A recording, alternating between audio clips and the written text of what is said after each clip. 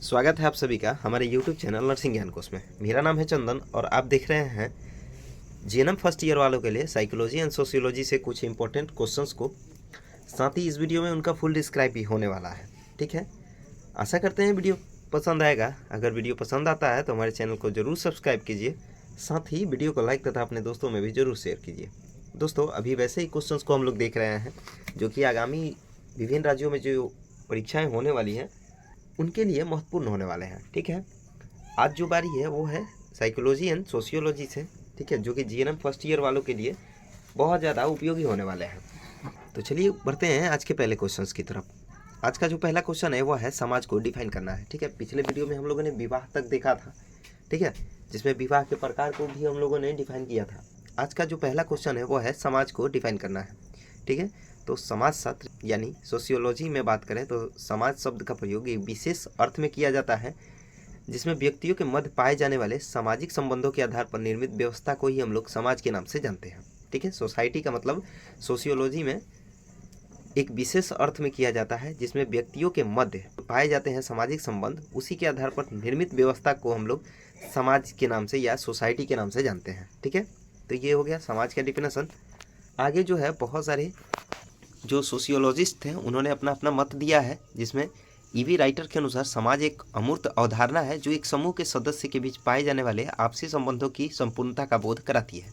ठीक है, समाज का जो परिभाषा है ईवी राइटर के अनुसार, उसमें समाज एक अमूर्त अवधारणा है जो एक समूह के सदस्यों के बीच पाई जाने वाली आपसी संबंधों की संपूर्णता का बोध कराती है। ठीक है, यानी आपसी जो संबंध होते हैं सदस्यों के बीच में, उसी को हम लोग समाज का रूप लेने को बोलते हैं।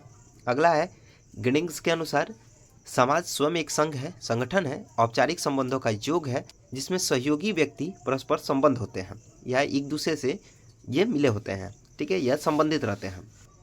साथ ही लापियर के अनुसार समाज मनुष्य के समूह का नाम नहीं बल्कि मनुष्य के अंतः संबंधों की जटिल व्यवस्था होती है। ठीक है, साथ ही मैकवायर और पेज के अनुसार और अगस्ट काम्टे के अनुसार भी समाज सामाजिक संबंधों का जाल होता है।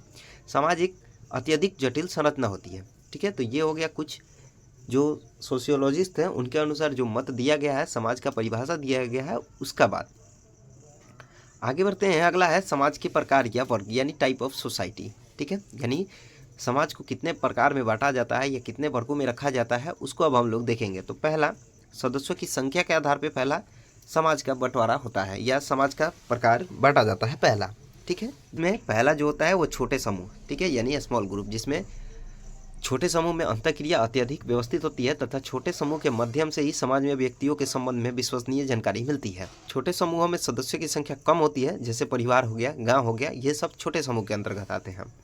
दूसरा जो होता है बड़े समूह, ठीक है, जिसमें प्रांत या राष्ट्र इत्यादि आते हैं, जिसमें छोटे समूहों की तुलना में अधिक पाई जाती है और इसमें अंतःक्रिया जो होती है वो छोटे समूह की तुलना में कम पाई जाती है। ठीक है, और इसमें सदस्यों की संख्या छोटे जो ग्रुप होते हैं उनसे ज़्यादा होती है।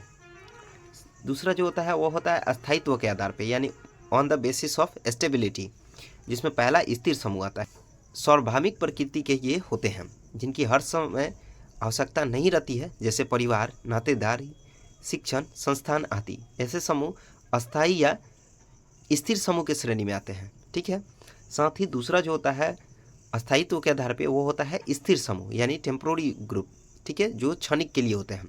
ठीक है, या बहुत कम समय के लिए होते हैं, जैसे भीड़, श्रोता या मेला वगैरह लगता है वो। ठीक है, तो ऐसे ग्रुप जो होते हैं वो क्षणिक के लिए होते हैं या बहुत कम समय के लिए होते हैं।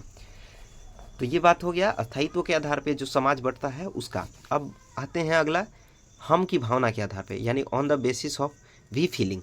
ठीक है, जिसमें हम की भावना रहती है, उसके आधार पे जो समाज का बंटवारा होता है वो पहला होता है अंतः समूह यानी इन ग्रुप, जिसमें अंतः समूह को हम समूह भी बोलते हैं। इन समूहों के सदस्यों में हम की भावना तथा एकता पाई जाती है। ठीक है, साथ ही दूसरा जो होता है वो बाह्य समूह, जिसमें वैसा समूह जो अपने आप को वे समूह बोलते हैं, या ये जो समूह होते हैं वह वे समूह के अंतर्गत आती हैं। ठीक है, जिसमें वे की भावना रहती है, यानी उदासीनता की या द्वेष या घृणा या प्रतिस्पर्धा या फिर संघर्ष की भावना रखते हैं। ठीक है, और हम जो भावना होती हैं उसमें ये सब नहीं पाई जाती हैं। ठीक है, उसमें सहयोग की भावना होती है। ठीक है, तो ये हो गया हम जो भावना होती है उसके आधार पर समाज का बंटवारा। आगे बढ़ते हैं, अगला है कार्यात्मक आधार पर, यानी ऑन द फंक्शनल बेसिस। ठीक है, जिसमें व्यक्तियों की विभिन्न आवश्यकता की पूर्ति हेतु विभिन्न प्रकार के समूह बन जाते हैं। जैसे शैक्षणिक अगर हो गया, कॉलेज वगैरह में जो ग्रुप बन जाता है, साथ ही अगर जहाँ काम वगैरह कर रहे हैं तो वहाँ जो ग्रुप बन गया, बौद्धिक, धार्मिक या आध्यात्मिक या मनोरंजनात्मक आवश्यकता के आधार पर जो ग्रुप बनता है ना, उसको हम लोग कार्यात्मक आधार पर जो समाज बोलते हैं उसको बोलते हैं। ठीक है, पांचवा जो होता है वो होता है सामाजिक संबंधों के आधार पर, यानी सोशल रिलेशनशिप के आधार पे। जैसे हमारे आसपास जो सदस्य बन जाते हैं समाज में, तो इस तरह के जो संबंध होते हैं वो होता है सामाजिक संबंधों के आधार पे, जिसमें पहला जो होता है वो होता है प्राथमिक समूह या अनौपचारिक समूह। ठीक है, प्राइमरी ग्रुप या इनफॉर्मल ग्रुप। इस समूह को प्राथमिक समूह बोला जाता है, जिसमें सदस्यों में आमने सामने के संबंध पाए जाते हैं, यानी उनमें प्रत्यक्ष रूप से संबंध पाए जाते हैं, तो उनको हम लोग बोलते हैं प्राथमिक समूह।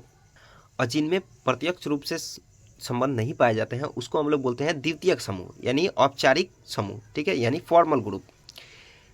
या दूसरे शब्दों में ये भी बोल सकते हैं कि द्वितीय समूह में कुछ भी हो लेकिन वो प्राथमिक समूह में नहीं होते हैं। ठीक है, या प्राथमिक समूह में जो होते हैं वो द्वितीय समूह में नहीं होते हैं, लेकिन द्वितीय समूह में जो होते हैं वो भी प्राथमिक समूह में नहीं होते हैं। आगे बढ़ते हैं, अगला है समाज के लक्षण या विशेषता, यानी इस समाज जो होता है उसके क्या क्या लक्षण या विशेषता होती है उसको अब हम लोग देखेंगे। तो जिसमें पहला जो होता है समाज अमूर्त होता है, यानी ये जो होती हैं वो अब्स्ट्रैक्ट होती हैं। ठीक है, इसमें कोई भी मूर्त रूप नहीं होता है, ये अपने आप पनपने वाली संबंधों का जाल होता है, सामाजिक। दूसरा जो होता है वो होता है मिलनसार। ठीक है, लोगों में मिलनसार की भावना होती है या मिलने की भावना होती है एक दूसरे को, तो ये भी समाज की स्थापना करती है। तीसरा जो होता है वो पारस्परिक जागरूकता, यानी म्यूचुअल अवेयरनेस, जिसमें समाज के लोग एक दूसरे को परस्पर जागरूक करते हैं। चौथा जो होता है वो होता है लाइकनेस, यानी समानता। ठीक है, जिसमें समाज जो होती है या समाज के सदस्य जो होते हैं वो एक दूसरे को समानता या समान रूप से देखते हैं। पांचवा जो होता है वो होता है भिन्नता, क्योंकि समाज में अलग अलग टाइप के लिंग या फिर उम्र के लोग या फिर कार्य करने वाले लोग होते हैं, तो इसमें विभिन्नता भी पाई जाती है। साथ ही छठा जो होता है वो होता है सहयोग एवं संघर्ष। ठीक है, चूँकि एक साथ ये परस्पर एक दूसरे से संबंधित रहते हैं, तो ये एक दूसरे के साथ ये देकर सहयोग भी दर्शाते हैं और एक दूसरे के साथ किसी लड़ाई में या फिर किसी भागीदारी में अपना संघर्ष भी दिखाते हैं। साथ ही सातवां जो होता है वो होता है एवर चेंजिंग, यानी परिवर्तनशील, क्योंकि समाज जो होता है लंबे समय तक स्थिर नहीं रहता है। ठीक है, उसमें चेंजिंग आते रहता है, तो ये जो होता है वो परिवर्तनशील भी होती हैं। साथ ही आठवां जो होता है वो संस्कृति, यानी कल्चर। ठीक है, प्रत्येक समाज का अपना कुछ संस्कृति होता है, कुछ धरोहर होता है जिसको वे लोग बनाए रखते हैं। ठीक है, साथ ही ये समाज जो होती है वो दूसरे समाज से भी अलग होती है, यानी एक समाज अगर एक ग्रुप का मान लें तो वो बी ग्रुप से कुछ ना कुछ भिन्न होगा। ठीक है, तो इसमें भिन्नता भी पाई जाती है, इसमें अपना अपना एक म्यूचुअल कल्चर भी होता है। तो ये हो गया समाज के लक्षण तथा विशेषता। आगे बढ़ते हैं, अगला है सामाजिक समूह, यानी द सोशल ग्रुप्स। ठीक है, सामाजिक समूह का मतलब होता है कि एक महत्वपूर्ण अवधारणा समाजशास्त्र विषय का केंद्र बिंदु, जो कि मनुष्य का ऐसा जमघट या गैदरिंग होता है जिसमें सभी जो होते हैं वो आपसी सामाजिक संबंधों से जुड़े होते हैं। ठीक है, यानी सामाजिक समूह का मतलब होता है मनुष्य का एक दूसरे के साथ पारस्परिक सामाजिक संबंधों से जुड़े होना, जिसमें समूह के कुछ सदस्य कुछ सामान्य हितों या स्वार्थों के कारण आपस में एक दूसरे से संबंधित रहते हैं। जैसे कि मैंने बताया भी कि सामाजिक संबंध ही होते हैं जो सामाजिक समूह को एक दूसरे से परस्पर बांधे रहते हैं, चाहे वो हित के लिए हो या अनहित हो या किसी लालच की वजह से हो, तो ऐसे को ही हम लोग सामाजिक समूह के नाम से जानते हैं, जो कि परस्पर एक दूसरे से संबंधों द्वारा या किसी भी रिश्ते या नातेदारी द्वारा एक दूसरे से जुड़े होते हैं।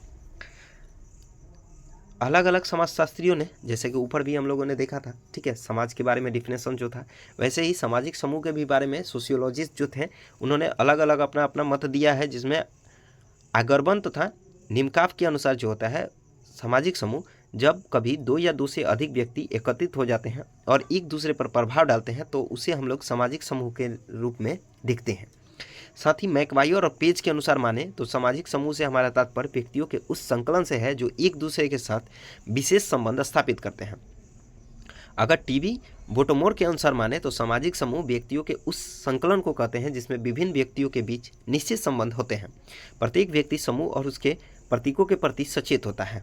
ठीक है, तो ये हो गया सामाजिक समूह के कुछ डिफिनेशन जो कि अलग अलग समाजशास्त्रियों ने अपना अपना मत दिया है। आगे बढ़ते हैं, अगला है प्राथमिक समूह यानी प्राइमरी ग्रुप। ठीक है, प्राइमरी ग्रुप का मतलब होता है कि जिसमें सदस्यों में आमने सामने का संबंध पाया जाए। ठीक है, जैसे ऊपर हमने सामाजिक समूह जब पढ़ा रहे थे उसमें हम लोगों ने ये चीज़ देखा था कि प्राथमिक समूह और द्वितीयक समूह। ठीक है, जिसमें प्राथमिक समूह का मतलब होता है कि जिसमें व्यक्ति जो होता है वो सामाजिक समूहों में एक दूसरे के साथ परस्पर या आमने सामने के जुड़ाव होता है इसमें, ठीक है।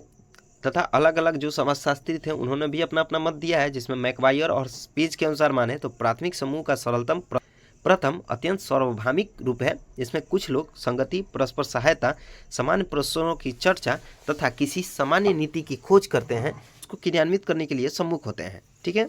साथ ही लुंड वर्ग के अनुसार माने तो प्राथमिक समूह का तात्पर्य 2 या उससे अधिक व्यक्तियों से होता है जो घनिष्ठ, सहभागी और व्यक्तित्व ढंग से एक दूसरे से व्यवहार करते हैं, ठीक है। तो ये हो गया प्राथमिक समूह, जिसमें ये ऐसा समूह होता है या ऐसा सामाजिक समूह होता है जो एक दूसरे से परस्पर आमने सामने का जुड़ाव रखते हैं। आगे बढ़ते हैं, अगला है प्राथमिक समूह की कुछ विशेषताएं, ठीक है, यानी जो भी कैरेक्टरिस्टिक्स है प्राइमरी ग्रुप का उसको अब हम लोग देखेंगे। तो पहला प्राथमिक समूह में क्या होता है कि इनका आकार जो होता है वो छोटा होता है, ठीक है, चूंकि आपसी घनिष्ठता होती है इसलिए इनका आकार जो होता है वो छोटा होता है। दूसरा जो होता है वो शारीरिक समीपता होती है, यानी क्लोजनेस होता है, जैसा कि मैंने ऊपर बताया भी, चूंकि घनिष्ठता होगा तो क्लोजनेस ऑटोमेटिक होगा। साथ ही इनके संबंधों की जो अवधि होती है वो काफ़ी अधिक होती है, ठीक है, या काफ़ी लंबी चलती है। साथ ही इनमें उद्देश्यों की समानता होती है, यानी ये जो होते हैं वो हित या अनहित के बारे में विचार विमर्श कर लेते हैं। साथ ही इनका व्यक्तित्व जो संबंध होता है वो काफ़ी अच्छा होता है, ठीक है, जिसमें इनका जो घनिष्ठता होते हैं वो किसी की मृत्यु हो जाने के बाद भी उसका पूर्ति नहीं किया जा सकता है। साथ ही इनका जो संबंध होता है वो साध्य होता है, किसी साधन का नहीं होता है, यानी रिलेशनशिप जो होता है वो इन होता है, मीन्स के थ्रू नहीं होता है, यानी इनमें कोई मीनिंग नहीं होता है, ठीक है। इनका जो संबंध होता है वो घनिष्ठतम होता है। साथ ही इनका संबंध जो होता है वो इच्छा अनुसार होता है, ये किसी पे अपना दबाव नहीं डालते हैं, ठीक है, जो भी होता है वो स्वाभाविक या इच्छा अनुसार होता है। साथ ही इनका जो संबंध होता है वो संपूर्ण होता है, ठीक है। तो ये हो गए प्राथमिक समूह की कुछ विशेषताएं।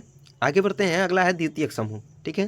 द्वितीयक समूह उसको बोलते हैं जिसमें कोई घनिष्ठता नहीं होता है, कोई आमने सामने का इनमें संबंध नहीं होता है, या वैसा सामाजिक समूह जिनमें कोई घनिष्ठता नहीं होता है या फिर आमने सामने का कोई भी संबंध नहीं होता है, ठीक है। जैसे मेला में गए हुए हैं और कोई आगुंतक हम लोगों से भेंट हो गया, ठीक है, तो उससे हमारा कोई परस्पर संबंधित नहीं है, लेकिन वो चूंकि समूह का हिस्सा है, ठीक है, तो वैसे समूह को हम लोग द्वितीयक समूह में रखते हैं। ये प्राथमिक समूह में नहीं पाए जाते हैं। साथ ही आगरबन तथा निमकॉफ के अनुसार माने तो वे समूह जो घनिष्ठता की कमी के अनुभव का प्रस्तुति करते हैं या प्रस्तुत करते हैं उसी को हम लोग द्वितीयक समूह के नाम से जानते हैं। साथ ही लुंडवर्ग के अनुसार माने तो उन समूह को द्वितीयक समूह मानते हैं जिनमें सदस्यों के संबंध अव्यक्तित्व, हित प्रदान एवं व्यक्तिगत योग्यता पर निर्धारित होते हैं, ठीक है। तो ये हो गए कुछ द्वितीयक समूहों की परिभाषा। आगे बढ़ते हैं, अगला है द्वितीयक समूहों की विशेषता, ठीक है। इनका आकार जो होता है वो प्राथमिक समूहों की अपेक्षा काफ़ी बड़ा होता है, थी इनमें कोई भी शारीरिक समीपता नहीं होती है, यानी क्लोजनेस नहीं होता है, या फिर इनका कोई आवश्यकता नहीं होता है, नेसेसरी तौर पे ये जो शारीरिक समीपता होती है ये निश्चय नहीं होता है। साथ ही इनका जो रिलेशनशिप है वो इम्पर्सनल होता है, यानी अव्यक्तित्व संबंधी ये दर्शाते हैं। इनमें घनिष्ठता या आत्मीयता के स्थान पर ये अपने स्वार्थ को प्राथमिकता देते हैं। साथ ही इनमें औपचारिक नियंत्रण होता है, जिसमें कुछ निश्चित नियमों, व्यक्तित्व, हितों, कार्य व स्थिति के द्वारा ये नियंत्रित होते हैं। साथ में ये जो होते हैं संबंध वो अस्थायी संबंध होते हैं, ठीक है, इनमें कोई अस्थायी नहीं होता है, जैसे प्राथमिक समूह में अस्थायी होते हैं, इनमें अस्थायी होता है। साथ ही इनका जो संबंध होता है वो साधन के रूप में होता है, यानी मीन्स के रूप में होता है, ठीक है, कोई भी इंड्स के रूप में ये नहीं होता है, ठीक है। इनका जो भी संबंध होता है वो किसी न किसी मीनिंग के थ्रू होता है। मान लीजिए कि कोई व्यक्ति है जो किसी कंपनी में नौकरी कर रहा है, तो वहाँ से बॉस का जो उसका संबंध है वो एक कार्य करने का ही संबंध है, ठीक है, वो बॉस से पैसे के लिए काम कर रहा है, बॉस जो है वो उससे काम करवा रहा है, ठीक है, तो उनका जो संबंध है वो पैसे और कार्य का है, तो इसमें कोई मीनिंग नहीं होता है। साथ ही सातवां जो होता है वो होता है कार्य के अनुसार स्थिति, ठीक है, जो कि जाति, वंश, धर्म आदि के महत्व नहीं दिया जाता है इसमें, ठीक है। इसमें आत्मनिर्भरता होती है, ठीक है, क्योंकि इनका जो संबंध होता है वो घनिष्ठता के अभाव के कारण होता है, इसीलिए इनमें आत्मनिर्भरता बहुत ज़्यादा जरूरी होता है, ठीक है। तो ये हो गया द्वितीय समूह के लक्षण या उसकी विशेषता। आज के लिए बस इतना ही। आशा करते हैं वीडियो पसंद आया होगा। अगर वीडियो पसंद आया है तो हमारे चैनल को जरूर सब्सक्राइब कीजिए, साथ ही वीडियो को लाइक तथा अपने दोस्तों में भी जरूर शेयर कीजिए। अगर आप इस वीडियो से संबंधित वीडियो को देखना चाहते हैं तो हमारे डिस्क्रिप्शन बॉक्स में लिंक मौजूद है, जिस पे आप टैप करके सीधे वीडियो को देख सकते हैं। साथ ही अगर हमारे साथ आप कम्युनिकेट होना चाहते हैं या हमारे साथ जुड़ना चाहते हैं तो व्हाट्सअप चैनल, इंस्टाग्राम चैनल और टेलीग्राम चैनल का भी लिंक दिया हुआ है, ठीक है, डिस्क्रिप्शन में। आप लोग वहाँ पे टैप करके और सीधे हमारे साथ जुड़ सकते हैं। मिलते हैं किसी ऐसे ही नए वीडियो में, तब तक के लिए धन्यवाद।